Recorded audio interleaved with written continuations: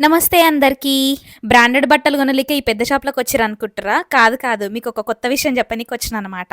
ఆస్ట్రేలియాలో ఉన్న ఖర్చులను జూసి ఆస్తులు అమ్ముకున్నా ఆశ్చర్యం లేదీడ. మరి ఆస్తులు లేనోళ్ళకి ఈ షాపోళ్ళు ఆప్తులు లెక్క కాపాడతారనమాట మనల్ని. గదేందంటే బట్టలు లేవని బాధపడేటోళ్ళకి, పైసలు లేవని పరేషాన్ అయ్యేటోళ్ళకి గీ ప్లేస్ కరెక్ట్ సూట్ అయితదనమాట. నా స్టూడెంట్ లైఫ్ సాఫీగా సాగడానికి గూడా ఇది సహాయమైందిడా. గదెందుకనంటే ఇక్కడ ఒక వస్తువు $100 వచ్చేది $10 వస్తదనమాట. $10 వచ్చేది $1 వస్తది. అబ్బచ్చా! చెవులల్ల పువ్వులు పెడతారనుకుంటుర్రా? కాదు. దాని రెమ్మలు గూడా పెడతలేను. ఎందుకంటే గీడ ప్రతి వస్తువులో ఏదన్నా చిన్న మైన్యూర్ కరెక్షన్‌లు గానీ, ఏదన్నా చిన్న ఎర్రర్ గానీ, ఒక క్లాత్‌ల గానీ, ఒక వస్తువుల గానీ ఉంటే ఇక్కడికొచ్చి ఇక్కడికిస్తారనమాట. అంటే ఇట్లా డొనేట్ చేస్తారనమాట.